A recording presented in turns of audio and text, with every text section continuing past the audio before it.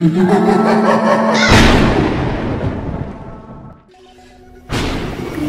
भूत. एकेकाळी इन्स्पेक्टर ब्रिजेश हे अतिशय आश्वासक आणि धाडसी अधिकारी होते.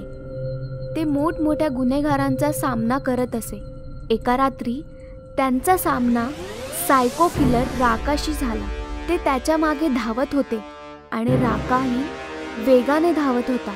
पण ब्रिजेशने एक शॉर्टकट घेतला आणि पुढे येऊन राकाला गोळी मारली. मी तुला सोडणार नाही इन्स्पेक्टर. मी तुला आणि तुझ्या संपूर्ण कुटुंबाला ठार मारेन, असे सांगताच राकाचा मृत्यू होतो आणि त्याचा मृतदेह स्मशानभूमीत पुरला जातो. ब्रिजेशला शौर्याचं पदक दिलं जातं. त्यांच्या कुटुंबातील प्रत्येक जण खूप आनंदी आहे.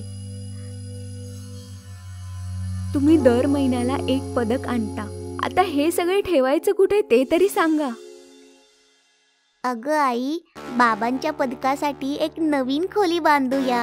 खोली नाही, दादा ज्या वेगाने पदक आणत आहे, पदकांसाठी आपल्याला नवीन घरच घ्यावं लागेल. त्याच भयानक रात्री राका परत येतो. पण तो आता माणूस राहिलेला नाही. तो आता भयानक भूत बनला आहे. त्याचे लाल डोळे आणि टोकदार नखे पाहून कोणीही भीतीने थरथर कापू लागेल. मी म्हणालो होतो मी पुन्हा येईन इन्स्पेक्टर. आता तुला आणि तुझ्या कुटुंबाला माझ्यापासून कोणीही वाचवू शकत नाही. दुसऱ्या रात्री ब्रिजेशचा भाऊ राजेश ऑफिसमधून घरी परतत होता. तेव्हा त्याला असं वाटलं की कोणीतरी त्याचा पाठलाग करत आहे. राजेश मागे वळून पाहतो तर कोणीच नसतं. तेव्हा त्याला एक विचित्र आवाज ऐकू येतो. तूच आहेस ना त्या शूरवीर ब्रिजेशचा भाऊ? कोण आहे? तेव्हाच राकाचं भूत त्याच्या समोर येतं. मी राका, ज्याला तुझ्या इन्स्पेक्टर भावाने ठार मारलं. आता मी तुला ठार मारे. तुझा शूरवीर भाऊ तुला कसा वाचवतो ते मी बघतोच. राजेशला त्या भूताला पाहिल्यावर घाम फुटतो आणि तो जोर जोरात पळू लागतो. तेव्हा राका त्याच्या गळ्यावरती हल्ला करून त्याचे सर्व रक्त पितो आणि राजेश मरण पावतो. दुसऱ्या दिवशी ब्रिजेश आपल्या भावाला पाहतो आणि ढसाढसा रडू लागतो. कोणी केलं? माझ्या भावाबरोबर हे असं कोणी केलं? मी माझ्या भावाला वाचवू शकलो नाही. मग ब्रिजेशच्या बायकोला राजेशच्या हातावर नखाने काहीतरी लिहिलेलं दिसतं. बघा, भाऊजींच्या हातावर काहीतरी लिहिलेलं दिसतंय. ब्रिजेश हात वाचू लागतो. भाऊ तर गेला, आता त्याच्या बायकोची पाळी. राका. हे ऐकून ब्रिजेशला धक्का बसतो आणि त्याच्या पायाखालची जमीन सरकते. राकाने हे सगळं केलंय? तू परत येईल याची मला कल्पनाही नव्हती. मी नाही सोडणार त्याला. मला वाटतं आपल्याला गुरुजींना बोलवून घेतलं पाहिजे. हे भूतबाधेचं प्रकरण आहे. हे तुमच्या आवाक्याच्या बाहेर आहे. पूजा दुसऱ्याच दिवशी गुरुजींना फोन करून बोलवून घेते. राका घरातल्या खिडकीमधून सगळं पाहत असतो. इन्स्पेक्टरची बायको, आता तू तर गेलीस. पूजा घराच्या छतावर सुकलेले कपडे आणायला जाते. तेव्हा अचानक जोर जोरात वारे वाहू लागतात आणि तिथे राका येतो. कुठे आहे तुझा इन्स्पेक्टर नवरा? तुला वाचवायला नाही येणार का? पूजा राकाला पाहून किंचाळू लागते आणि तिचा आवाज ऐकून ब्रिजेश छतावर पळत पळत येतो. पण छताचा दरवाजा बंद होतो. राका, तुझी दुश्मनी माझ्याशी आहे. हवं तर मला मार, पण माझ्या परिवाराला सोडून दे. येईल, तुझा देखील नंबर येईल, पण तुझ्या सुंदर बायकोला अजून थोडं सुंदर बनवू दे. पूजा घाबरून पळू लागते की तेव्हाच राका आपल्या नखांनी तिच्या चेहऱ्यावर हमला करतो. पूजाला चेहऱ्यावर झालेल्या जखमांमुळे ती जमिनीवर कोसळते आणि तडपून तडपून मरून जाते. अजून माझा बदला पूर्ण झालेला नाही. मी परत येईन इन्स्पेक्टर. दरवाजा उघडताच ब्रिजेश पूजाकडे येतो आणि रडू लागतो. तेव्हा तिथे गुरुजी येतात. ब्रिजेशचा मुलगा सुधीर राकाच्या भूताबद्दल गुरुजींना सगळं सांगू लागतो. ती एक दुष्ट आत्मा आहे. त्या आत्मेवर अंतिम संस्कार न झाल्यामुळे तिला मुक्ती पण नाही मिळाली. आपल्याला लवकरच तिच्या नावाची पूजा केली पाहिजे, जेणेकरून तिला लवकरात लवकर मुक्ती मिळेल. जे करायचे ते लवकरात लवकर करा गुरुजी. मी माझ्या बायकोला आणि भावाला तर गमावलंय. आता मी माझ्या मुलाला नाही गमावू शकत. गुरुजी मंत्र वाचू लागतात आणि त्या क्षणी राका तिथे येते. नाही, तुमची इतकी हिम्मत की तुम्ही लोक मला मुक्ती द्याल. मी तुम्हा तिघांना नाही सोडणार. राका सुधीर जवळ जातो आणि त्याचा गळा आवळतो. सुधीरचा जीव गुदमरू लागतो. तेव्हा गुरुजींनी दिलेलं गंगाजळ ब्रिजेश राकावर शिंपडतो आणि राकाचं मेलेलं शरीर जळू लागतं. हे काय केलंस तू? तेव्हा गुरुजी आपल्या पूजेचा शेवटचा मंत्र वाचतात आणि राकाची आत्मा हवेमध्ये विलीन होऊन जाते. माझा बदला अजून पूर्ण झाला नाही. आणि अशा प्रकारे राकाच्या आत्म्याला मुक्ती मिळते आणि ब्रिजेश आपल्या मुलाचा जीव वाचवतो. इंग्रजी हडळ ही कहाणी आहे इंग्लंडच्या लंडन शहराच्या जवळ असलेल्या छोट्याशा गाव पॅरिपोनाची. पॅरिपोना घनदाट जंगल आणि डोंगरांनी वेढलेलं एक सुंदर गाव होतं. जशी परदेशी माणसं भारत फिरायला येतात तशीच भारतीय लोक सुद्धा परदेश बघायला जातात. असेच काही मित्र लंडन बघण्यासाठी पहिल्यांदा इंग्लंडला गेले. त्यांच्यामध्ये राजू पण होता. उंच उंच डोंगरांवर फिरणं आणि घनदाट जंगलांमध्ये रात्रभर निशाचरासारखं फिरणं राजूला खूप आवडायचं. 15 दिवस राजू मित्रांसोबत लंडन फिरत होता. त्यांनी एक गाईडही केला होता. तो त्यांना शहराची माहिती देत होता. 15 दिवसातच राजू लंडन फिरून खूप बोर झाला. यार माधव, मी खूप बोर झालोय यार. चल ना डोंगरात आणि जंगलांमध्ये जाऊया, धमाल करूया, मजा येईल. मी तर एक गाव पण सर्च केलंय. जास्त दूर नाहीये पॅरिपोना. पॅरिपोनाचं नाव ऐकताच तो इंग्रजी गाईड दचकला. न्यू न्यू पॅरिपोना न्यू. आता याला काय झालं यार? म्हणजे हा आता आपल्याला पॅरिपोना नाही फिरवणार? नाही यार, याने तर आधीच सांगितलं होतं ना हा शहराच्या बाहेर नाही जाणार म्हणून. आणि पॅरिपोना तर अजिबातच नाही. असं काय आहे पॅरिपोना मध्ये? डोंगर आणि घनदाट जंगलांनी वेढलेलं एक सुंदर गाव आहे. याचं सोडा, तुम्ही तरी याल ना माझ्यासोबत? नाही यार, आतापर्यंत फक्त शहरच फिरलोय. या शहराची चव चाखणं अजून बाकी आहे. तुला कळतंय ना? पॅरिपोना विषयी राजूच्या मनामध्ये अजूनच उत्सुकता निर्माण होऊ लागली आणि तो एकटाच ट्रेन मध्ये बसून निघून गेला. जेव्हा तो निघाला तेव्हा रात्र होती. पॅरिपोनाला पोहोचला तेव्हा खूप रात्र झाली होती. चारी दिशांना काळे काळे डोंगर आणि घनदाट जंगल होतं आणि मधोमध होतं पॅरिपोना. हे पाहताच राजूचं मन सुखावून गेलं. अरे वा, फार मजा येणार आहे. कारण की गावकरी थकून भागून जेवून आता आराम करत असतील नाही. रात्रभर जंगल आणि डोंगरांचा आस्वाद घेतो, सकाळी सकाळी गावात जाईन. राजूने टॉर्च काढला आणि जंगलात फिरू लागला. जंगलामध्ये भयंकर श्वापद होती, पण राजूला सवय होती स्वतःला वाचवत जंगलामधनं चालत चालत डोंगराच्या माथ्यावर पोहोचला. राजूला तहान लागली होती खूप आणि त्याच्याजवळ पाणीही उरलं नव्हतं. उफ, थकलो रे बुवा. हा डोंगर जरा जास्तच टफ आहे. इथे कुठे पाणी मिळालं असतं ना तर फार बरं झालं असतं. असं म्हणताच राजू टॉर्च फिरवू लागला की अचानकपणे अंधारात एका कोपऱ्यात बसलेली म्हातारी दिसली आणि राजू घाबरला. कोण आहे? कोण आहे तिकडे? डोंट वरी, मी सॅनिट आहे. इथेच डोंगरावर राहते. तुला पाणी पाहिजे ना? पाण्याचं नाव ऐकताच राजू धावत पळत त्या म्हातारीकडे गेला आणि तिच्याकडनं पाणी घेऊन त्याने प्यायला. तुम्हाला मराठी पण येतं? हो, तुझ्यासारखे बरेच इंडियन्स येतात. मी त्यांचे प्रश्न ऐकून ऐकून मराठी शिकले. प्रश्न ऐकून? खूपच थंडी आहे ना, विस्की पिणार का तू? हे ऐकून तर राजूच्या मनात गुलाब फुलू लागले. हो नक्की पिन.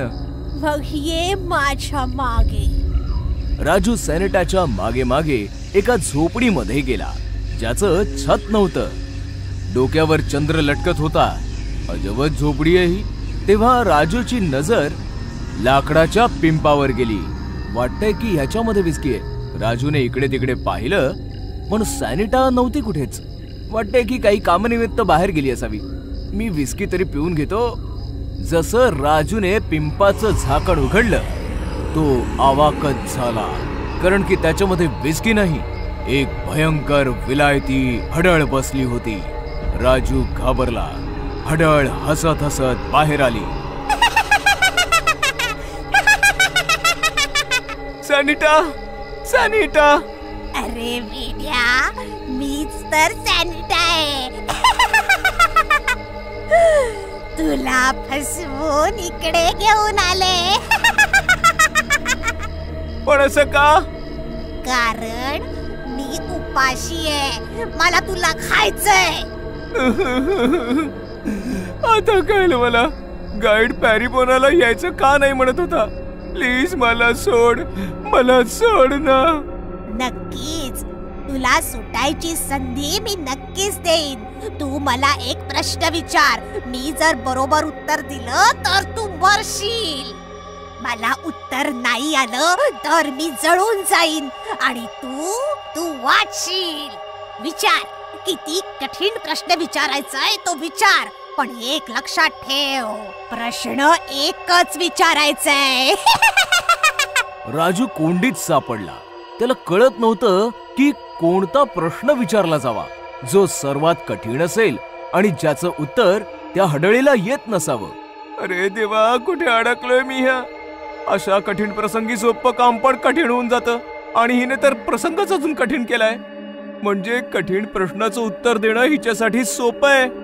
राजू संकटात सापडलाय हे बघून ती हडळ जोर जोरात हसू लागली. तिच्या जोर जोराच्या हसण्याच्या आवाजाने ते डोंगरही थरथर कापू लागले, ज्यामुळे तेही थरथरू लागले. काय झालं? प्रश्नाचं उत्तर नाही, प्रश्न विचारायला सांगितलाय. तो सुद्धा सगळ्यात कठीण प्रश्न, जो तुझा जीव वाचवू शकेल. चेहरा तर असा केलाय जसं काही मीच तुला एखादा प्रश्न विचारलाय. विचार तर करू दे. कर कर, पटकन विचार कर. मला खूप भूक लागलीये. भूक तर मला पण लागलीये, पण माझा जीव वाचला तर मी खाईन ना. विचार कर राजू, लवकर विचार कर. अशा प्रकारे राजूने बराच वेळ आपलं डोकं खाजवलं, पण त्याला एकही कठीण प्रश्न सुचला नाही.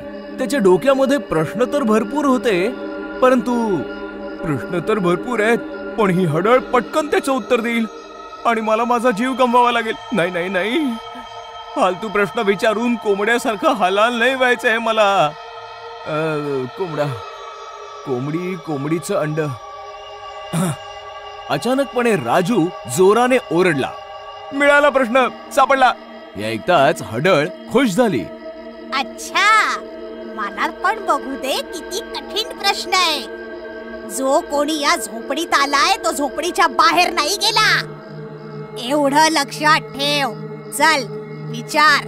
मी तुला जो प्रश्न विचारणार आहे ना, तो मी लहानपणापासूनच ऐकतोय, पण कोणी याचं उत्तर नाही देऊ शकलं. याचं खरं उत्तर जगातला कोणी माणूस नाही देऊ शकत. अरे तर मग पटकन विचार ना. प्रश्न हा आहे की आधी कोंबडी आली की अंड? आधी कोंबडी आली की आधी अंड? कोंबडी, अंड, नाही. अंड, कोंबडी, अंड, कोंबडी, अंड, कोंबडी, नाही नाही. अशा प्रकारे हडळ अंड आणि कोंबडी करत राहिली आणि प्रश्नामध्ये गुरफटून गेली. थोड्या वेळाने अचानकपणे ती हडळ जळू लागली आणि बघता बघता ती हडळ जळून भस्म झाली. म्हटलं होतं ना मी, या प्रश्नाचं उत्तर आजपर्यंत कोणी नाही देऊ शकलंय. अशा प्रकारे राजूने आपल्या प्रश्नाने आणि सोबतच अख्ख्या पॅरिपोनाला हडळीच्या जाचातून मुक्त केलं. भूतनी आंटी पार्ट 2. एक छोटस शहर होतं. शहरामध्ये होती एक कॉलनी. नाव होतं भूतनवाडी. भूतनवाडीतील प्रत्येक आई भीतीच्या सावटाखाली जगायची, कारण की भूतनवाडीच्या एका घरामध्ये एक म्हातारी भूतणी जंगलातून राहायला आली, जी कॉलनीतील लहान लहान मुलांना पकडून सतवायची आणि त्यांना खाऊन टाकायची. भूतनी म्हातारी होती, पण काळ्या जादूमध्ये माहिर होती. ती कोणत्या तरी खूपसुरत आंटीचं रूप घ्यायची आणि मैदानात खेळणाऱ्या मुलांकडे जाऊन त्यांना भुलवून थापा मारून त्यांच्या घरी आणायची आणि मग मारून टाकायची. चल बाळा, माझ्या घरी चल, मी तुला रबडी खायला देईन. मुलंही त्या भूतणीच्या गोष्टींमध्ये अडकायची आणि तिचं बोट पकडून तिच्या घरी यायची. तिच्या घरामध्ये पाऊल ठेवताच अचानक त्या भूतणीचं रूप बदलायचं आणि तिच्या सत्य रूपात यायचं, ज्याला बघून ती पुरं घाबरायची. मम्मी, मला वाचव, मला सोड ना, तू आंटी नाही भूतणी आहेस. भूतनी नाही, भूतनी आंटी. खायला आला होतास रबडी, आता स्वतःच खाणं बनशील. भूतनी आंटीला पप्पी दे बरं. बाळा, आणखीन किती ओरडशील. नाही, मी तुला पप्पी नाही देणार. तू फार वाईट आहेस. सोड ना मला मम्मी. बडबड बंद कर, मला खाऊ दे तुला. चल. या प्रकारे भूतणीच्या त्या कारनाम्यांमुळे कॉलनीमध्ये हाहाकार माजला. लोक म्हाताऱ्या भूतणीकडे गेले, त्यांनी समजावलं, पण त्याने काही फरक नाही पडला. मग लोकांनी तंत्रमंत्राचा सहारा घेतला. तांत्रिकांना तिच्या घरासमोर बसवलं, पण दुष्ट भूतणीने त्यांनाही तिच्या शक्तीने पळवून लावलं आणि ती तिची मनमानी करू लागली. अशा प्रकारे कॉलनीचं नाव भूतनवाडी पडलं. बघा, जर या कॉलनीमध्ये राहायचं असेल तर मुलांना घेऊन आपल्या घरामध्ये बंद राहा, नाहीतर कॉलनी सोडा. बस फक्त आता हे 2 उपाय उरलेत आपल्याकडे. बिचारी लोक कॉलनी सोडून जातील तरी कुठे. त्यांनी त्यांचे घरचे दरवाजे कायमचे बंद केले आणि भीतीच्या सावटाखाली जगू लागले. लोकांच्या सतर्कतेमुळे भूतणी पण त्रासू लागली, कारण की ती अजून म्हातारी होऊ लागली आणि तिला खाणं मिळणंही कठीण झालं होतं. हे काय, लोकांनी तर दारं बंद करून घेतलीत. आता मी कशी जगणार? मला वाटतं आता पुन्हा जंगलचा रस्ता धरावा लागेल. तेव्हा भूतनीने पाहिलं की एक बाई तिच्या गोलमटोल मुलासोबत येत होती. अरे वा, बहुतेक करून कॉलनीत नवीन राहायला आलेत. मुलगा पण अगदी फुग्यासारखा फुगलेला दिसतोय. इथे सर्व घरांचे दरवाजे बंद बघून मुलगा त्रासला. मम्मी. काय रे गोलू? माझा फ्रेंड म्हणत होता की चांगली कॉलनी आहे, पण इथे तर सर्व दरवाजे बंद आहेत. एकही मुलगा दिसत नाहीये. आता मी खेळणार कोणासोबत? तेव्हा भूतनी रूप बदलून त्यांच्या समोर उभी राहिली. तुमचं स्वागत आहे आमच्या कॉलनीमध्ये. थंडीमुळे लोकांनी दारं बंद करून ठेवले. अरे वा, तुमचा मुलगा तर अगदी माझ्या मोलू सारखा आहे. माझा मोलू आत्ताच मैदानात खेळायला गेलाय. मैदानाचं नाव ऐकताच गोलू खुश झाला. थोडा वेळ गप्पा झाल्यानंतर मुलगा आणि आई निघून गेले आणि भूतनी खुश झाली. आज तर पार्टी करणार मी. थोड्या वेळानंतर फुटबॉल हातात घेऊन गोलू मैदानात पोहोचला. तेव्हा त्याने पाहिलं मैदानात त्याच्या वयाचा एवढा मुलगा खेळत होता. हे बघून गोलू खुश झाला. तू मोलू आहेस ना? माझं नाव गोलू आहे. माझ्या सोबत खेळशील का? नक्की खेळेन मी. मग काय, बराच वेळ दोघे खेळत होते आणि खेळता खेळता ते थकले. खूप घाम आलाय आणि आता तहान पण लागली आहे. मग चल माझ्या घरी पाणी पिऊन येऊया. तुझं घर जवळच आहे ना? तुझी मम्मी भेटली होती मला. चला जाऊया आपण. गोलू मोलूच्या मागे मागे त्याच्या घरापाशी पोहोचला तेव्हा भूतनी आंटी बनून घरापाशी उभी होती. ये बाळा. गोलू मोलू सोबत जसा त्याच्या घराच्या आतमध्ये गेला, घराचा दरवाजा बंद झाला आणि मोलू पण गायब झाला. मोलू, कुठे आहेस तू? घरात यावा गोलू म्हणून पाठवून दिला मी नकली मोलू. भूतनीचं भयानक रूप बघून गोलू कापू लागला. वाचवा, वाचवा मम्मी. प्यायला आला होतास पाणी, आता माझी तहान भागवशील. भूतनी आंटीला पप्पी देऊन टाक. आता आणखीन किती ओरडशील? प्लीज मला नका मारू. मी माझ्या मम्मीचा एकुलता एक मुलगा आहे. आईचा एकुलता एक मुलगा, जसा कापूस हलका फुलका, कचा कचा चावून टाकीन. हाती लागला एक कावळा मुलगा. असं म्हणताच भूतनी गोलूच्या दिशेने सरकू लागली आणि गोलू मागे मागे सरकू लागला. जसं भूतनीने गोलूला टच केलं, तिला विजेचा करंट लागला आणि ती जळू लागली. हे माझ्यासोबत काय होतंय? तेवढ्यात गोलूची आई तिकडे आली. अगदी बरोबर होतंय. तुला काय वाटलं मी तुला ओळखलं नाही? तुझ्यासारख्या शेकडो भूतनी पाहिल्यात मी. पण मी जळते कशी काय? कारण गोलूच्या गळ्यात त्याच्या आजीने दिलेला ताईत आहे. तुझ्यासारख्या हजारो भूतनी एक होऊन जरी आल्या ना तरी त्या जळून भस्म होतील इतकी शक्ती आहे या ताईतामध्ये. चल गोलू. असं म्हणताच मम्मी गोलूला घेऊन निघाली आणि भूतनी आंटी तडपून तडपून राग झाली. मग काय, मग तर कॉलनीचे सर्व दरवाजे गोलू आणि त्याच्या आईच्या स्वागतासाठी उघडे झाले. भूतिया आरसा.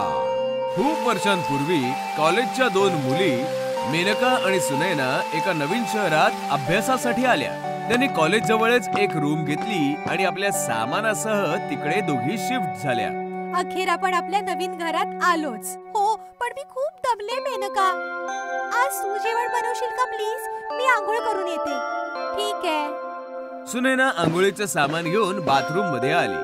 तेव्हा तिला बाथरूम मध्ये एक फार मोठा आरसा लावलेला दिसला आणि ती आरशामध्ये स्वतःला न्याहाळू लागली. हा आरसा तर खूप छान आहे. मी या आरशात खूप सुंदर दिसतेय. दुसऱ्या बाजूला मेनकाने जेवण बनवून तयार केलं होतं आणि मग सुनैनाला तिने आवाज दिला. सुनैना, चल ये, जेवण तयार आहे. पण बराच वेळ हाका मारल्यानंतरही सुनैना काही आलीच नाही. मेनका तिला शोधत शोधत बाथरूम पर्यंत आली. सुनैना, आता आंघोळ झाली असेल तर बाहेर ये ना. पण जेव्हा आतून काही आवाजच नाही आला तेव्हा मेनकाने दरवाजा हात लावला. तिचा हात लागताच दरवाजा उघडला गेला. मेनकाने पाहिलं तर सुनैना आतमध्ये नव्हतीच. ती अख्ख्या घरामध्ये सुनैनाला शोधू लागली, पण तिला सुनैना कुठेच नाही सापडली. ती मोठमोठ्याने रडू लागली. सुनैना, तू कुठेस? तिच्या रडण्याचा आवाज ऐकून काही शेजारी जमा झाले. काय झालं? काय रडतेस तू? मी आजच माझ्या मैत्रिणी बरोबर इथे राहायला आले, पण माहित नाही सुनैना कुठे गेलीये.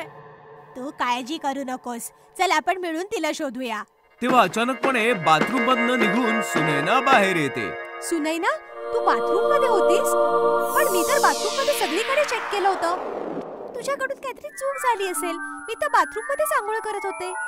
चल जाऊ दे ते सगळं, आता जेवूया चल. मग जशा त्या जेवण जेवू लागल्या सुनैना जेवणावर तुटून पडली. ती अशा प्रकारे जेवण जेवत होती जणू काही वर्षानुवर्षे ती भुकेलीच आहे. सुनैना, अगं तू कसं जेवतेस? गप्पा बस, मी अशीच जेवते. तू अशी का बोलतेस? मला भीती वाटते. दुसऱ्या दिवशी मेनकाने सुनैनाला सांगितलं, सुनैना, माझी आंघोळ झालीये, आता तू करून घे. मला आंघोळ करायला नाही आवडत, म्हणून मला पुन्हा आंघोळ करायला सांगू नकोस. सुनैनाच्या स्वभावात अचानकपणे असा बदल झालेला बघून मेनकाला चिंता झाली. एके दिवशी मेनका सुनैनाच्या नावे पूजा करण्यासाठी मंदिरामध्ये गेली. तिने गुरुजींना सांगितलं, गुरुजी, गेल्या काही दिवसांपासून माझी मैत्रीण सुनैना खूप बदललीये. ना ती माझ्याशी नीट बोलते, ना ती आंघोळ करते, आणि ती एखाद्या प्राण्यासारखी जेवते.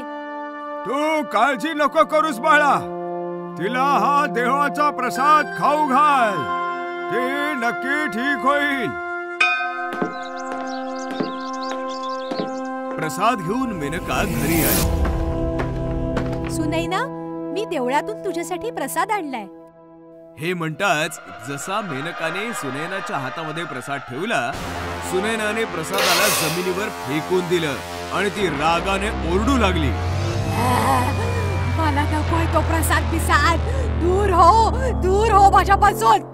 सुनैनाचे हावभाव आणि भयंकर आवाज ऐकून मेनका समजून गेली की काही ना काहीतरी गडबड आहे. ती शेजाऱ्यांकडे आली आणि त्यांना सर्व हकीकत सांगितली. त्यांना सोबत घेऊन आली.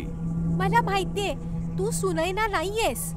माझ्या मैत्रिणीच्या शरीरातून बाहेर पड, नाहीतर आम्ही तुला मारून टाकू. हे ऐकताच सुनैना घाबरून बाथरूम कडे पळाली. मेनका आणि बाकीचे सर्व तिचा पाठलाग करत बाथरूमच्या दिशेने गेले. मग अचानकपणे सुनैना तिच्या खऱ्या भूतिया रूपात आली आणि हसत हसत बाथरूम मध्ये लावलेल्या त्या आरशामध्ये गेली. तू तर भूत आहेस. अगदी बरोबर बोललीस. मी आरशाच्या दुनियेतली भूत आहे. प्लीज, आम्ही तुला काही नाही बोलणार. फक्त आम्हाला इतकंच सांग की सुनैना कुठे आहे? तिला तर मी कधीच मारून टाकलं होतं आणि तिच्या ऐवजी ती तुझ्या सोबत राहत होते. बघ तुझी मैत्रीण सुनैना. आपल्या मैत्रिणीला मेलेलं पाहून मेनकाला अतिशय दुःख झालं, पण ती त्या क्षणी काही करू शकत नव्हती. म्हणूनच ती गपचूप उभ्याने फक्त पाहत होती. अशा प्रकारे आरशाच्या दुनियेत गेलेली बाथरूमची भूतनी सुनैनाला मारून तिच्या सोबत घेऊन गेली. बऱ्याच वर्षांपूर्वी एक गाव होतं. त्या गावात फारच कमी मुली होत्या आणि ह्याच कारणामुळे त्या गावातील बऱ्याच मुलांची लग्न होऊ शकत नव्हती आणि ते सर्व ब्रह्मचारी होते. एका दिवशी त्या गावातील एका मुलाने मंगलने निश्चित केलं की तो दुसऱ्या गावात जाईल आणि तिथल्या एखाद्या मुलीला पसंत करून तिच्याशी लग्न करेल. आई, मी दुसऱ्या गावातून तुझ्यासाठी एक सुंदर अशी सून घेऊन येईन. मंगल दुसऱ्या गावाकडे निघाला खरा आणि चालता चालता तो एका घनदाट जंगलामध्ये पोहोचला. जर मी चांगल्या रस्त्याने गेलो तर मला दुसऱ्या गावात पोहोचेपर्यंत किमान 2 दिवस लागतील आणि मी जंगलाच्या रस्त्याने गेलो तर मी दुसऱ्या गावामध्ये एकाच दिवसामध्ये पोहोचेन. हा विचार करून त्याने जंगलाचा रस्ता धरला. मी त्या गावातल्या सर्वात सुंदर मुलीशी विवाह करेन. तो असा विचार करून चाललाच होता की त्याच्या समोर अचानकपणे एक सुंदर अशी मुलगी धावत पळत आली. मला वाचवा, ते लोक मला मारून टाकतील. कोण आहेस तू? माझं नाव मंजू आहे, मला वाचवा. तू काळजी करू नकोस, चल माझ्यासोबत. मंगलने मंजूला सोबत घेतलं आणि तिथे झाडाच्या मागे लपला. काही माणसं तिथे आली आणि बराच वेळ शोधल्यानंतर ती तिथनं निघून गेली. थँक्यू, तुम्ही माझा जीव वाचवलात. त्यांनी मला शहरातून उचलून आणलं होतं आणि मला जाळून माझा त्यांना बळी द्यायचा होता. तू काळजी करू नकोस, ये ना, मी तुला तुझ्या घरी सोडतो. पण माझ्या घरी कोणीही नाहीये. पण तुमचं नाव काय आहे? माझं नाव मंगल आहे आणि मी जवळच्याच एका गावात लग्नासाठी मुलगी शोधायला चाललोय. आणि मग मंगलने थोडा विचार केला आणि मग म्हणाला, काय तू माझ्याशी लग्न करायला तयार आहेस? तुम्ही माणूस म्हणून खूप चांगले आहात, म्हणूनच मी तुमच्याशी लग्न करायला तयार आहे. हे ऐकून मंगल फारच खुश झाला आणि तो मंजूला सोबत घेऊन त्याच्या घरी परतला. आई, मी तुझ्यासाठी सून घेऊन आलोय. देव जे करतो ते चांगलंच करतो. आणि मग फार धूमधडाक्यामध्ये मंगल आणि मंजूचं लग्न संपन्न झालं. लग्नाच्या दुसऱ्या दिवशीच ते दोघं हनीमून साठी नैनितालला गेले. अख्खा दिवस फिरल्यामुळे ते दोघं फार थकले. मंगल मंजूला म्हणाला, तू हॉटेलमध्ये जाऊन जरा आराम कर, मी बाजारात काही सामान घेऊन येतो. हा. मंजूने मान्य केलं. ती हॉटेलला परतली आणि मंगल बाजारात निघाला. काही वेळानंतर मंगल हॉटेलला परतला, पण जसा तो हॉटेलच्या रूम मध्ये परतला तो हैराण झाला.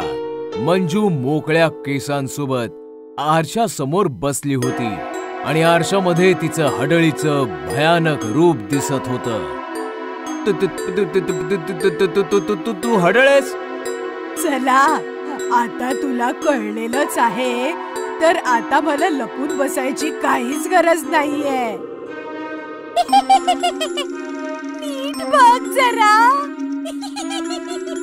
हडळ, मी हडळ. माझं नाव मंजू नाही, मंजुलिका आहे. मंजुलिका हडळ. तू माझ्याशी खोटं का बोललीस? त्या दिवशी ते लोक मला जाळून मारून टाकणार होते, तेव्हा मी तुला पाहिलं आणि मी तुझ्याकडे मदत मागितली. आणि जेव्हा तू मला तुझ्याशी लग्न करण्याविषयी विचारलंस तेव्हा त्या लोकांच्या तावडीतून सुटण्यासाठी मी तुझ्याशी लग्न करायला तयार झाले.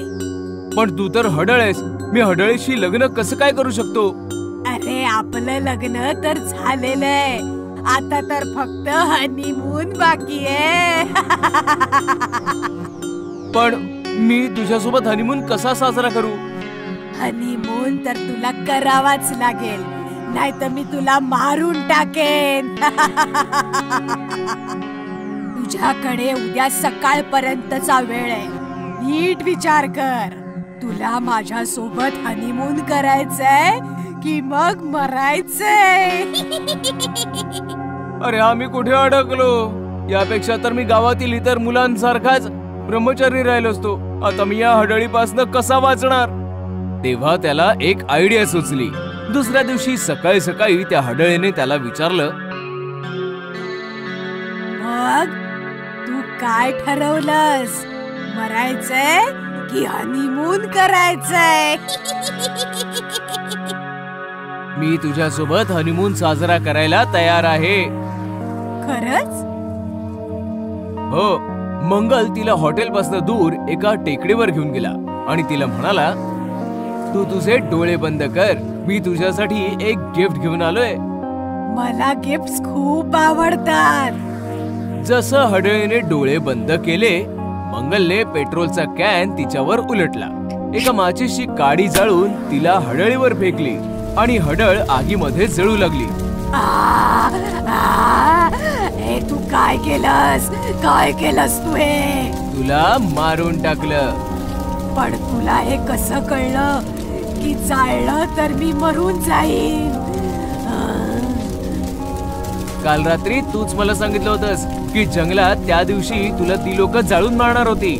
मग तेव्हाच मला कळलं की तुला जाळून मारलं जाऊ शकतं.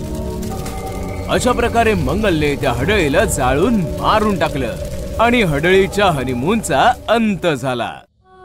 हडळीचं प्रेम.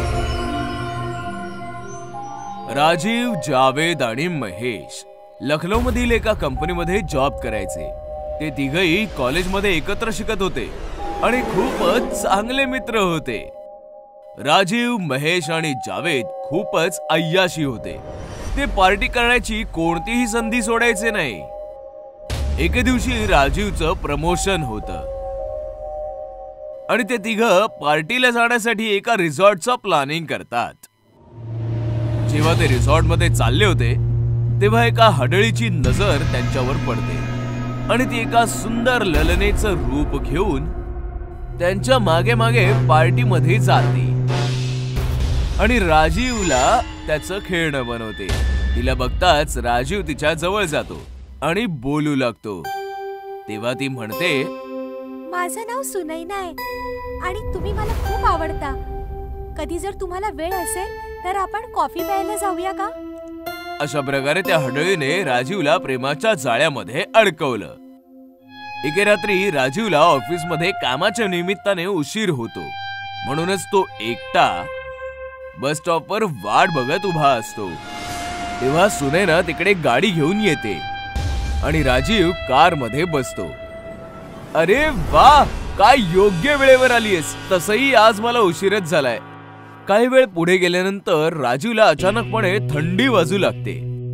ही अचानक एवढी थंडी कशी काय पडली? आणि सुनैना, गाडी जरा हळू चालव ना. पण ती राजीवच्या कोणत्याही गोष्टीचं उत्तर देत नाही आणि गाडीचा स्पीड अजून वाढवते. हिला काय झालं? आणि बघण्यासाठी जसा राजीव तिच्या खांद्यांवर हात ठेवतो तेव्हा ती अचानकपणे राजीवकडे वळते आणि भयानक आवाजामध्ये म्हणते, आता ही कार तुला स्वर्गात पोचवूनच थांबेल.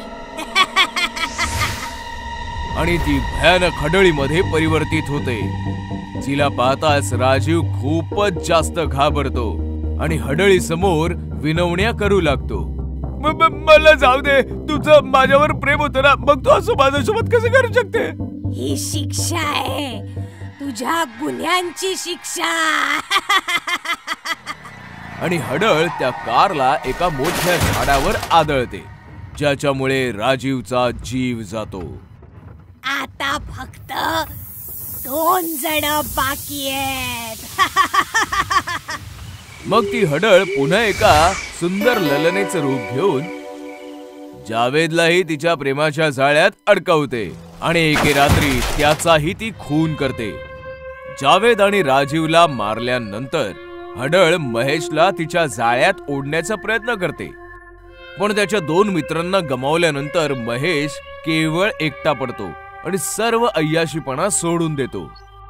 म्हणून ती हडळ एका कामवालीचं रूप घेऊन महेशच्या घरी कामासाठी निघून जाते. जेणेकरून संधी मिळताच ती त्याला देखील मारू शकेल. कामवालीच्या वर्तनाला पाहून महेशची पत्नी राणीला संशय येतो आणि ती कामवालीवर लक्ष ठेवू लागते. एके रात्री राणीला घरामध्ये काहीतरी गडबड दिसून येते. जेव्हा ती जाऊन पाहते तेव्हा कामवाली हडळीच्या रूपामध्ये परिवर्तित होते आणि महेशच्या शरीरातून रक्त घेऊ लागते. जे पाहताच राणीच्या पायाखालची जमीन सरकते आणि पटकन ती मदतीसाठी एका मांत्रिकाला बोलवते. मांत्रिक येताच पटकन हवन सुरू करतो आणि घरामध्ये राख फुंकू लागतो. ओम भं ग्रम ओम भं ग्रम. हे काळी आत्मा, या घराला सोडून निघून जा. तेव्हा ती हडळ बाहेर येते. मांत्रिका, तू माझ्यामध्ये नको येऊस, नाहीतर तू विनाकारण मरशील. तेव्हा मांत्रिक हडळीवर राखेची पुडी फेकतो, त्यामुळे तिचं शरीर जळू लागतं. बोल, तू याला का त्रास देतेस? बोल. या तिघांनी माझं प्रेम हिरावून घेतलंय. एक दिवस माझे पती कामावरून परत येत होते तेव्हा हे तिघ मित्र दारूच्या नशेत गाडी चालवत होते. हे तिघ इतक्या नशेत होते की त्यांनी माझ्या नवऱ्याला गाडी खाली चिरडून टाकलं आणि कोणाला पत्ता लागू नये म्हणून रस्त्याच्या कडेला पुरून टाकलं. माझ्या नवऱ्याशिवाय या जगात माझं दुसरं कोणी नव्हतं. त्याच्या मृत्यूच्या दुःखात मी आत्महत्या केली आणि मी भूत बनले. म्हणूनच मांत्रिका, तू याला वाचवण्याचा प्रयत्न नको करूस. असं म्हणताच ती हडळ महेशला सोबत घेऊन हवन कुंडात उडी मारते आणि तिच्या सोबत महेशलाही जाळू लागते. हे पाहताच महेशची पत्नी हडळीची माफी मागू लागते. यांना नको मारूस, मी पाया पडते, तू यांना नको मारूस. यांच्याशिवाय या जगात माझं दुसरं कोणी नाहीये. यांच्या वतीने मी माफी मागते तुझी. यांना सोडून दे, नको मारूस, माफ कर. महेशच्या गोष्टीचं म्हणणं ऐकून हडळीला तिची दया येते आणि ती महेशला माफ करून टाकते. मग महेश एक फार मोठा यज्ञ करतो आणि हडळीच्या आत्म्याला मुक्ती मिळवून देतो. एक शहर होते. त्या शहरात एक आंधळी चेटकीण राहत होती. त्या चेटकिणीचे दोन्ही डोळे गायब झाले होते. तिला काहीच दिसत नव्हतं. मला माहिती आहे तुम्ही सगळे इथे लपलेले आहात. मला दिसत नाही याचा फायदा उचलताय, पण तुम्ही माझ्यापासून सुटू शकत नाही. लपून बसलेले लोक ती त्यांच्या दिशेने येत असल्याचे पाहून श्वास रोखून धरतात. थरथर कापायला पळून जाण्याचा प्रयत्न करतात. काही जमिनीवर शांतपणे झोपतात. त्यातल्या एकावर चेटकिणीचा पाय पडतो. ती त्याला पकडायला गेल्यावर तो पळू लागतो. माझ्याशी हुशारी, पण मी या खेळाचा आनंद घेत आहे. मी पाहते तुम्ही किती दूर पळतात. चेटकीण धावणाऱ्या माणसाकडे हात पुढे करते. तिचा हात मोठा होऊ लागतो. तो माणूस हातातून निसटण्याचा प्रयत्न करतो, पण चेटकीण त्याला पकडते आणि स्वतःकडे ओढते. पळून चाललास कुठे? माझ्या तावडीतून सुटून तर दाखव. सोड मला, मला वाचवा, वाचवा. तुला काय हवं आहे? तू मला का पकडलायस? सगळ्यात आधी मी तुझे डोळे काढीन आणि स्वतःला लावीन आणि मग तुला घरी नेऊन खाईन. चेटकीण त्या माणसाचे दोन्ही डोळे उचलून माणूस वेदनेने ओरडू लागतो. चेटकीण ते डोळे स्वतःला लावते. अरे वा, तुझे डोळे तर मस्त आहेत. मी अगदी स्पष्टपणे पाहू शकते. चल, माझ्या जेवणाची वेळ झाली आहे. चल घरी जाऊ. चेटकीण त्या माणसाला पाठीवर घरी घेऊन येते आणि खाऊन टाकते. चेटकीण तिच्या डोळ्यांनी पाहू शकत होती, परंतु एक समस्या होती. तिने लावलेले डोळे 24 तासच काम करायचे. 24 तासांनी डोळे खराब व्हायचे आणि चेटकीण पुन्हा आंधळी व्हायची. मग काय, आंधळी चेटकीण मग बाजारात यायची आणि माणसांचे डोळे फाडून पुन्हा नवीन डोळे लावायची. चेटकिणीची दहशत संपूर्ण मार्केटामध्ये पसरली आणि दुकानदारांनी मार्केट बंद करण्याचा निर्णय घेतला.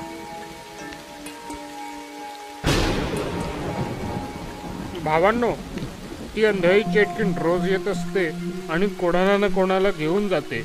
कोटी ग्राहकही बाजारात येत नाहीत. काय करायला पाहिजे? जोपर्यंत चेटकिणीला काही इलाज नाही तोपर्यंत बाजार बंद ठेवूया. होय होय, बाजार बंद ठेवूया. होय होय, बाजार बंद ठेवूया. अशा प्रकारे दुकानदारांनी बाजार बंद केल्याने संपूर्ण बाजारपेठेत शांतता पसरली. रात्र झाली की चेटकीण बाजारात यायची, पण बाजारात कोणीच नसायचं. चेटकीण खूप शोधायची, पण एकही माणूस सापडायचा नाही. बाजार बंद झाल्यासारखा दिसतोय. आता माझे काय? मला डोळे आणि अन्न कसे मिळणार? ठीक आहे, मी शोधून काढतो. कोणीतरी मिळेलच. चालत चालत चेटकीण हॉस्पिटलमध्ये पोहोचते. तिला पाहून सर्व लोक इकडे तिकडे धावू लागतात. चेटकीण डॉक्टरांच्या केबिनमध्ये येते. डॉक्टर थरथर कापायला लागतात. काय हवंय तुम्हाला? मला तुझे डोळे हवे आहेत, असं म्हणत चेटकीण डॉक्टरला पकडते. मला सोड. मी तुला सोडले तर डोळे कसे मिळतील? मी देतो तुला डोळे. मी डोळ्यांचाच डॉक्टर आहे. अरे ठीक आहे, मी रोज येईन. मला 2 डोळे आणि 1 पेशंट खायला हवा आहे. जर माझ्याशी दगाबाजी केली तर माझ्यापेक्षा वाईट कोणी नाही. ठीक आहे, मला सोड. चेटकीण डॉक्टरांना सोडते. डॉक्टर चेटकिणीला 2 डोळे देतात आणि चेटकीण पेशंटला पाठीवर घेऊन निघून जाते. अशा रीतीने चेटकीण रोज डॉक्टरकडे यायची. डॉक्टर पेशंटचे डोळे काढून चेटकिणीला लावायचा आणि पेशंट त्या चेटकिणीच्या हवाली करायचा. एके दिवशी डॉक्टरांचा शास्त्रज्ञ मित्र डॉक्टरांकडे येतो. डॉक्टर, मला मृत्यूनंतर माझे डोळे तुमच्या हॉस्पिटलमध्ये दान करायचे आहेत. त्याची औपचारिकता पूर्ण करण्यासाठी मी इथे आलोय. हो, तुम्ही इथे का आलात? तुम्ही तुमचे डोळे दुसऱ्या हॉस्पिटलमध्ये दान करा. काय झालं डॉक्टर? तुम्ही अस्वस्थ दिसताय. डॉक्टर शास्त्रज्ञाला चेटकिणीबद्दल सांगतात. डॉक्टर, काळजी करू नका. मी चेटकिणीसाठी असे डोळे बनवीन की ती पाहतच राहील. मग शास्त्रज्ञ रात्रंदिवस मेहनत करून चेटकिणीचे डोळे बनवतात आणि डोळे घेऊन डॉक्टरकडे येतात. हे घ्या डॉक्टर, हे डोळे चेटकिणीला लावा. हे कोणत्या प्रकारचे डोळे आहेत? हे कृत्रिम डोळे आहेत. त्यात कॅमेरा आहे ज्यामुळे चेटकीण बघू शकेल. यात आणखी एक खास गोष्ट आहे. खास गोष्ट ती काय? मला या डोळ्यांमध्ये एक मायक्रोबॉम्ब बसवता आला आहे, ज्याचा रिमोट माझ्याजवळ आहे. मग चेटकिणी येते आणि शास्त्रज्ञ पटकन लपतो. डॉक्टरांचे डोळे तयार आहेत की नाही? तयार आहे. तुम्ही झोपा. चेटकीण आडवी होते. शास्त्रज्ञाने दिलेले डोळे डॉक्टर. हे काय डोळे आहेत डॉक्टर? याच्यामध्ये तर खूप तेजस्वी प्रकाश आहे. ते एका लहान मुलाचे डोळे आहेत ना, त्यामुळे धारदार आहेत. ठीक आहे, मी जाते. उद्या तयार राहा. असे बोलून चेटकीण निघून जाते. चेटकीण निघून गेली. वैज्ञानिक, बाहेर या. शास्त्रज्ञ बाहेर येतो. मग डॉक्टर आणि शास्त्रज्ञ चेटकिणीच्या मागे मागे हॉस्पिटलच्या बाहेर येतो. आता आपण स्फोट करू शकतो, असे म्हणत शास्त्रज्ञ रिमोट काढतो आणि बटन दाबतो. चेटकिणीच्या डोळ्यात टिक टिकचा आवाज येतो. अहो, हा टिक टिकचा आवाज कसला आहे? मग मोठा आवाज येतो आणि चेटकिणीच्या चिंध्या उडतात.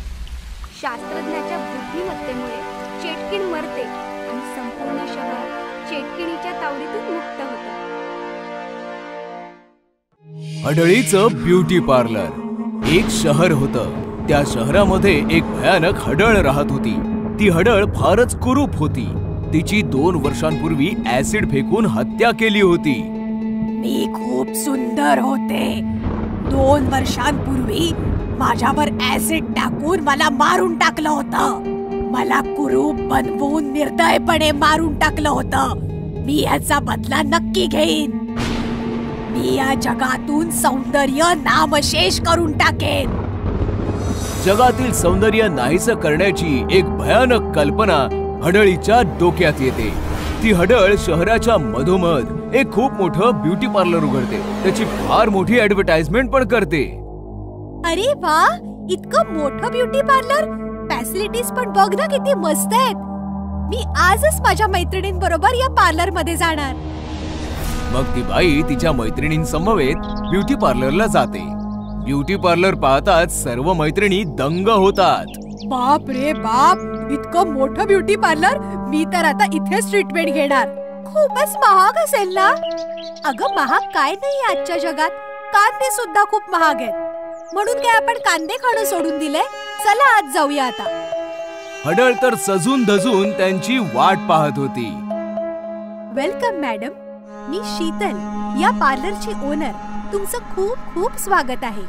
थँक्यू शीतल, आम्ही तुमच्याकडे ट्रीटमेंट घ्यायला आलोय. हो हो नक्कीच. एक काम करा, तुम्ही दोघी तिथे वेट करा. मी मॅडमची ट्रीटमेंट झाल्यानंतर तुम्हाला बोलवते.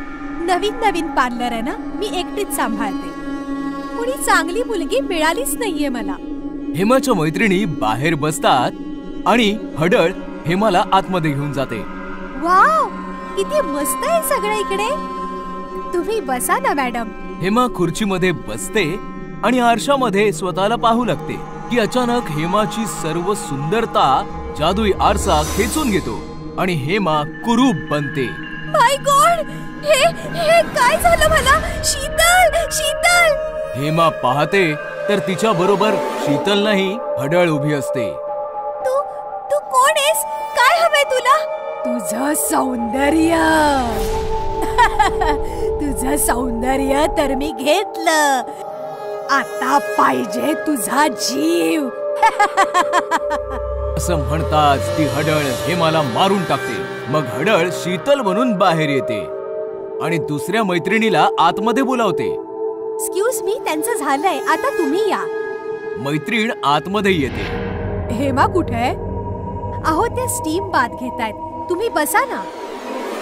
मैत्रीण बसते तर तिचीही तीच अवस्था होते जी हेमाची झाली होती. ओ माय गॉड, माझी स्किन जळली की काय? भूत भूत भूत. हडळ तिलाही मारून टाकते. अशा प्रकारे हडळ त्या तिन्ही मैत्रिणींना मारून टाकते. शहरामध्ये हडळीचं हे ब्युटी पार्लर फारच फेमस होतं. मोठमोठ्या बायका मुली तिच्या पार्लर मध्ये येतात आणि हडळ बरोबर त्याच प्रकारे त्यांचं सौंदर्य घेऊन सर्वांना कुरूप बनवते आणि मारून टाकते. तू इथेच थांबा.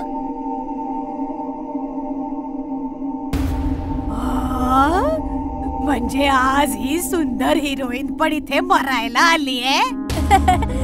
या ना या मायराजी, तुम्ही माझ्या पार्लर मध्ये आलात. आता तर माझ्या पार्लरची रेप्युटेशन कितीतरी वाढेल. सॉरी, मी अपॉइंटमेंट नाही घेतली. शूटिंगला जायचं होतं, म्हटलं ट्रीटमेंट घेऊन जावं. काही हरकत नाही मायराजी, मी तुम्हाला अशी ट्रीटमेंट देईन की तुम्ही बघतच बसाल. प्लीज आत बसा ना. ही तर मोठी हिरोईन आहे. मी जर हिचं रूप घेतलं आणि शूटिंगला गेले तर किती मजा येईल. मायरा बसते तर तिचं सगळं सौंदर्य आरशामध्ये लुप्त होतं. मायरा कुरूप होते. ओ माय गॉड, हे काय झालं? माझी स्किन. शीतलजी बघा ना, मी आता शूटिंगला कशी जाऊ? काही हरकत नाही मायराजी, तुम्ही इथे आराम करा. तुमच्या जागी मी शूटिंगला जाते. हडळ मायराकडे बघते आणि आरशामध्ये बघून मायरा बनते. ती हडळ मायरा बनून बाहेर निघते. गार्ड कारचा दरवाजा उघडतो आणि ती हडळ कारमध्ये बसून निघून जाते. चल ड्रायव्हर. कार निघते, स्टुडिओला पोहोचते. डिरेक्टर धावत पळत बाहेर येतो. गुड मॉर्निंग महाराजी, कशा आहात तुम्ही? ते सगळं जाऊ दे, सीन समजाव सर. ओके, आज तुमचा हॉरर सीन आहे. तुम्हाला एका हडळीने वश मध्ये केलंय. तुम्ही अशा इकडनं धावत पळत येता. समोर तांत्रिक बसलेला असेल, तो मंत्र वाचेल, तुम्ही बेशुद्ध व्हाल. बस एवढाच सीन आहे आपला. ओके, तांत्रिक कुठे? ए तांत्रिक, इकडे ये रे. तांत्रिक धावत पळत येतो. Good morning madam. तू तांत्रिक आहेस? मी खोटा तांत्रिक आहे, पण मंत्र मात्र असली आहेत. फालतू बडबड बंद कर आणि कामाला लाग. चला मी तयार आहे. पण मॅडम, तुमची मेकअप आणि रिहर्सल? शूट सुरू करा. मी नॅचरल भूत आहे, सगळं नॅचरलच करणार. सगळे पोझिशन घेतात. Rolling and action. हडळ पळत येते आणि पळत तिच्या स्वतःच्या रूपामध्ये येते. तिला पाहताच सगळेजण हैराण होतात. अरे मायराजी तर खरोखरच भूत बनली हो. अरे त्या नॅचरल ऍक्टर आहेत. तोंड बंद ठेव. हडळ तांत्रिकाच्या समोर येते. तांत्रिक एक मंत्र वाचतो आणि अचानकपणे ती हडळ जळू. देवाशिष त्याची बायको जेनी सोबत US मध्ये राहायचा. त्याचे आई वडील नव्हते, फक्त आजोबा होते जे पुण्यामध्ये राहायचे. देवाशिष वर्षातनं एकदा जेनीला घेऊन आजोबांना भेटायला यायचा. एके दिवशी देवाशिषला इंडियातनं कॉल आला आणि देवाशिष लगेच जेनी सोबत इंडियात आला. दोघेही पुण्याला आजोबांकडे पोहोचले तर दरवाजात लोकांची खूप गर्दी होती. पोलीसही होते. मृत्यू 15 दिवसांपूर्वीच झालाय. एकटेच होते ना, त्यामुळे कोणाचं लक्ष नाही केलं. वास येऊ लागला तेव्हा शेजाऱ्यांनी कंप्लेंट केली. देवाशिष आणि जेनी आतमध्ये आले आणि प्रेताला बिलगून रडू लागले. आजोबा, हे काय झालं? माझ्या सोबत आला असता तर हे असं घडलं नसतं. काय इथे राहण्याचा हट्ट केला तुम्ही का? देवाशिष आणि जेनीने आजोबांचे अंतिम संस्कार केले आणि काही दिवस इंडियामध्ये राहायचा निर्णय घेतला. आजोबा तर नाही राहिलेत. आता त्यांची ही प्रॉपर्टी विकून आपण कायमचे अमेरिकेला निघून जाऊ. हो, जसं तुला योग्य वाटेल. जेनी आणि देवाशिष आजोबांच्या घरी राहू लागले. एके दिवशी दोघेही झोपले होते, तेवढ्यात कुणीतरी दरवाजा वाजवला. देवाशिषने दरवाजा उघडला तर भाजीवाली उभी होती. साहेब, भाजी घ्या ना, ताजी ताजी आहे भाजी. सॉरी, नकोय मला. देवाशिष आणि जेनीला अमेरिकन खाणं आवडायचं. ते दररोज अमेरिकन खाणं ऑर्डर करायचे आणि खायचे. पण भाजीवाली देखील दररोज सकाळी दारावर ठकठक करायची. साहेब, भाजी घ्या ना, ताजी ताजी आहे भाजी. देवाशिष दररोज तिला नाही म्हणायचा आणि दररोज ती नेमाने यायची. एके दिवशी देवाशिषचं पोट खराब झालं आणि तो जेनीला म्हणाला, जेनी, आपण इंडियामध्ये आहोत तर आपल्याला इकडचंच खाणं खाल्लं पाहिजे. अमेरिकन फूड आपल्याला या क्लायमेटमध्ये डायजेस्ट होत नाहीये. उद्या आपण भाजीवालीकडनं भाजी घेऊया. मध्यरात्र झाली होती. जेनी आणि देवाशिष झोपले होते की अचानक त्यांचा दरवाजा ठोठावला गेला. दोघे जागे झाले. आता यावेळी कोण आलंय? मी जाऊन बघतो, असं म्हणताच देवाशिषने जाऊन दरवाजा उघडला तर दरवाजामध्ये तीच भाजीवाली होती. तू तर सकाळी येतेस ना, आता रात्री पण येणं सुरू केलंस? ही काय वेळ आहे का यायची? देवाशिष ओरडला. तेवढ्यात जेनी तिकडे आली आणि ती पण भाजीवालीला पाहून चकित झाली. तुम्हाला भाजी घ्यायची होती, मग भाजी घेऊन आले. ठीक आहे, आणि इकडे. देवाशिषने भाजीची टोपली घेतली आणि जेनीला दिली. ही आत ठेवून दे आणि येताना पैसे पण घेऊन ये. जेनी टोपली घेऊन आतमध्ये आली आणि तिने झाकण उघडलं आणि ते पाहताच तिचा थरकाप उडाला. टोपलीमध्ये भाज्या नाही, हाडं होती. ती पटकन देवाशिषच्या दिशेने पळाली. इथे देवाशिष भाजीवाली सोबत गप्पा मारत होता. अगं, तुला कसं माहिती आम्हाला भाजी म्हणून? कारण मी माणूस नाही, भूत आहे. अचानक भाजीवाली भयानक भूत बनली. देवाशिषचे डोळे पांढरे झाले. पळत पळत जेनी आली आणि तिने भाजीवालीचं रूप पाहिलं. ते पाहताच ती मूर्छित झाली. जेनी, सांभाळ स्वतःला. देवाशिषने जेनीला सांभाळलं आणि दरवाजा लावला. भाजीवाली भूतणी हसत हसत गायब झाली. जेनीला घेऊन देवाशिष थरथरत आत आला. त्याने जेनीला सोफ्यावर बसवलं. जेनी, घाबरू नकोस, मी पाणी आणतो हा. देवाशिष पाणी घेण्यासाठी किचन मध्ये आला आणि तिकडचं दृश्य पाहून तिकडेच हबकला. भाजीच्या टोपलीवर एका तरुण मुलीचं भूत रडत होतं. देवाशिषला पाहताच त्या मुलीचं भूत रडत रडत देवाशिषकडे येऊ लागलं. देवाशिष ओरडला, जेनी पळ, इकडे धोका आहे. असं म्हणत देवाशिष हॉलमध्ये पळाला तर सोफ्यावर जेनी नव्हती. जेनी, कुठे आहेस तू? तेवढ्यात देवाशिषला एका रूम मधून ओरडण्याचा आवाज आला. देवाशिष थरथरतच त्या रूमच्या दिशेने गेला. तेव्हा त्याने पाहिलं भाजीवालीचं भूत जेनीकडनं जमीन खोदून घेत होतं. खोद खोद, आणखीन खोल खोद. अचानकपणे देवाशिषला मागून कोणीतरी धक्का दिला. तो रूम मध्ये आला. त्याने मागे वळून पाहिलं तर मागे तरुण मुलीचं भूत उभं होतं. आलास काय तू? तू पण खोद. तुम्ही दोघी कोण आहात? आम्ही तुमचं काय बिघडवलंय? आधी खोदा तर खरं, सगळं काही समजेल. देवाशिष आणि जेनी रडत रडत रूम खोदू लागले. खोलवर खोदल्यानंतर 2 सापळे बाहेर आले. ते सापळे पाहिल्यावर दोघेही घाबरले. हे सापळे कोणाचे आहेत? इकडे कसे आले? हा सापळा माझा आहे आणि हा सापळा माझ्या मुलीचा. आम्ही मेलेलो. आम्हाला मारून इथे पुरून टाकलं. मारून टाकलं होतं तुझ्या आजोबांनी. खोटं. हे सगळं खोटं आहे. खोटं वाटत असेल तर माझ्या या मुलीला विचार, जी रडत बसलीये. माझी मुलगी तुझ्या आजोबांकडे भाजी विकायला आली होती. तेव्हा त्याने तिच्या बरोबर जबरदस्ती केली आणि मी जेव्हा तिला वाचवायला आले तेव्हा त्याने माझ्या सोबत पण जबरदस्ती केली आणि आम्हाला मारून इथे पुरून टाकलं.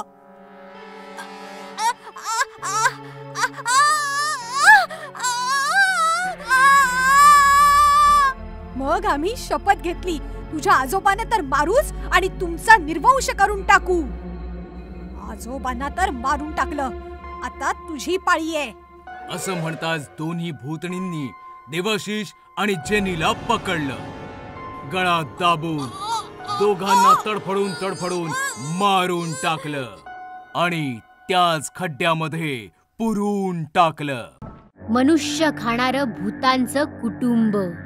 अनेक वर्षांपूर्वी एका जंगलात भूतांचं कुटुंब राहायचं. त्यांच्या कुटुंबामध्ये मम्मी भूत, बाबा भूत आणि त्यांचा छोटा मुलगा भूत होते. ते जंगलातल्या प्राण्यांना खाऊन स्वतःचं पोट भरायचे. आज मी आपल्यासाठी हत्ती घेऊन आलोय. आज आपण हत्ती खाणार. असेच अनेक दिवस गेले. मग एक दिवशी मुलगा भूत म्हणाला, बाबा, मी रोज हत्ती किंवा हरिण खाऊन बोर झालो आहे. आता मला काहीतरी वेगळं खायचंय. पण प्रत्येक जंगलात तुला हेच प्राणी खायला मिळतील. असं असेल तर आपण शहरात जाऊ आणि दष्टपुष्ट माणसं खाऊ. हा, हे बरोबर राहील. हा, आता आपण शहरात जाऊया आणि मनुष्य खाऊया. त्याच रात्री ते तिघं शहरात जायला निघतात आणि जाता जाता ते गातात, आम्ही शहरात जाणार, मनुष्य खाणार.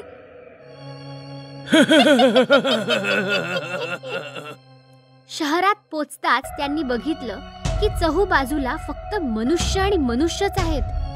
बाबा बाबा, इकडे तर खूप मनुष्य आहेत. हो, इथे तर छोटे मोठे लुकडे जाडे प्रत्येक प्रकारचे मनुष्य आहेत. खूप मजा येईल. मग ते तिघेही बागेजवळच्या एका रिकाम्या घरात राहू लागले.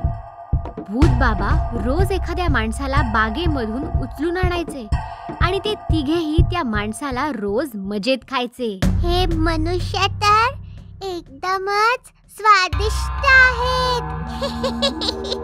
पोट भरून खा माझ्या मुला, कारण शहरात माणसं कधीच संपत नाही. असेच काही दिवस गेले. मग एकदा सोसायटी मधल्या सेक्रेटरीच्या लक्षात आलं की बागेमधली माणसं कमी झाली आहेत. हा विचार करून ते जवळच्या एका पोलीस चौकीत गेले. मला असं वाटतंय की बागेत काहीतरी गडबड चालू आहे. तुम्ही लवकरच काहीतरी करा. चिंता नका करू सेक्रेटरी साहेब, मी माहिती काढतो. पोलीस साहेबांनी बागेमध्ये जागोजागी सीसीटीव्ही कॅमेरा लावले. मग दुसऱ्या दिवशी जेव्हा त्यांनी कॅमेरा रेकॉर्डिंग पाहिलं तेव्हा त्यांना विश्वासच नाही बसला. कॅमेरामध्ये साफ साफ दिसत होतं की एक मनुष्य उडत उडत बागेच्या बाहेर चाललाय. ओ सेक्रेटरी साहेब, हा माणूस असा उडत तिकडे रिकाम्या घरात कुठे चाललाय? मला तर वाटतंय ह्याला कोणीतरी भूत घेऊन चाललंय. मला पण वाटतंय की ह्याला भूत घेऊन चाललंय, पण रेकॉर्डिंग मध्ये तर भूत दिसत नाहीये.